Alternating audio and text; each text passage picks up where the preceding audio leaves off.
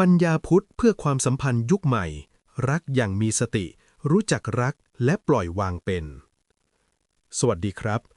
วันนี้ขอชวนทุกท่านมาพิจารณาเรื่องใกล้ตัวมากเรื่องหนึ่งคือเรื่องของความรักและความสัมพันธ์ในยุคใหม่ยุคที่โลกหมุนเร็วการสื่อสารง่ายขึ้นแต่ความเข้าใจกลับยากขึ้น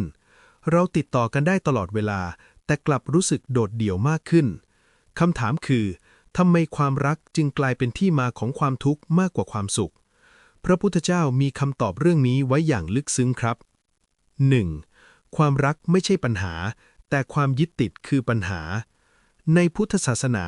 พระพุทธเจ้าไม่ได้สอนให้เลิกมีความรักแต่ทรงสอนให้รู้เท่าทันความรักความทุกข์ในความสัมพันธ์ไม่ได้เกิดจากการรักแต่เกิดจากการคิดว่าเขาต้องเป็นอย่างที่เราต้องการเขาต้องไม่เปลี่ยนเขาต้องอยู่กับเราตลอดไปสิ่งเหล่านี้เรียกว่าตัณหาและอุปาทานคือความอยากและความยึดมั่นถือมั่นเมื่อเรายึดเรากลัวเสียเมื่อกลัวเสียเราควบคุมเมื่อควบคุมความรักก็กลายเป็นความอึดอัดทันที 2. รักอย่างมีสติคือการรู้จักเขาและรู้จักใจตนเองพระพุทธเจ้าสอนเรื่องสติคือการรู้ตัวในปัจจุบันขณะในความสัมพันธ์สติคือการรู้ว่า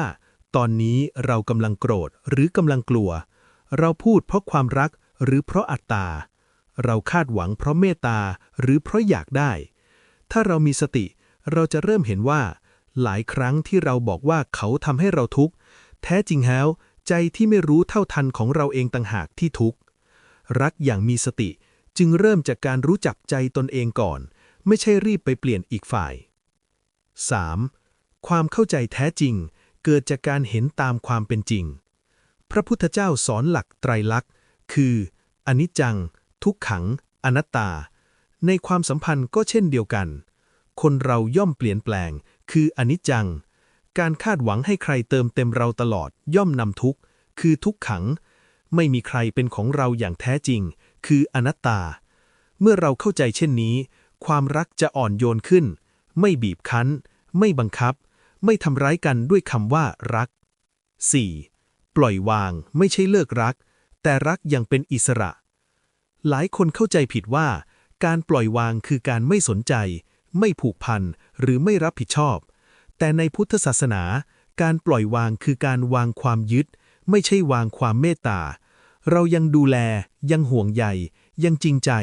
แต่ไม่ยึดว่าเขาต้องเป็นไปตามใจเราเมื่อปล่อยวางเป็นความรักจะไม่กลายเป็นภาระแต่จะกลายเป็นพลังใจให้ทั้งสองฝ่ายเติบโตไปด้วยกัน 5. ความสัมพันธ์ที่ดีคือสนามฝึกปัญญาพระพุทธเจ้าไม่ได้สอนให้หนีโลกแต่สอนให้ใช้ชีวิตเป็นทางแห่งการเรียนรู้ความสัมพันธ์จึงเป็นบทเรียนชั้นยอดฝึกเมตตาเมื่ออีกฝ่ายไม่เป็นอย่างใจฝึกขันติเมื่อมีความไม่เข้าใจกันฝึกสติเมื่ออารมณ์เกิดฝึกปัญญาเมื่อความจริงไม่เป็นอย่างที่หวังถ้าเรามองความรักเช่นนี้ทุกความสัมพันธ์จะไม่สูญเปล่าแม้บางความรักจะไม่สมหวังแต่ปัญญาจะงอกงามเสมอชวนปฏิบัติรักอย่างมีสติเริ่มได้ในวันนี้ขอฝากแนวปฏิบัติสั้นๆไว้ครับ 1. ก่อนพูดหยุดหายใจลึกๆสักหนึ่งลมหายใจ 2. ก่อนโทษถามใจว่าเรากำลังกลัวอะไร 3. ก่อนยึดเตือนตนเองว่าทุกอย่างไม่เที่ยง 4. ทุกวันเจริญเมตตาให้ตนเองและผู้อื่นเมื่อเรารู้จักรักอย่างมีสติรู้จักเข้าใจและปล่อยวางเป็นความสัมพันธ์จะไม่ใช่ที่พึ่งของความทุกข์แต่จะกลายเป็นเส้นทางแห่งการตื่นรู้สรุปว่าปัญญาพุทธไม่ได้ทำให้ความรักจืดจางแต่ทำให้ความรักเบาลึกและจริงรักโดยไม่หลงผูกพันโดยไม่ยึดอยู่ด้วยกันโดยไม่ทำร้ายกันขอให้ทุกท่านพบความสงบในความสัมพันธ์และพบปัญญาในทุกความรักขอทุกท่านเจริญในธรรมครับสาธุ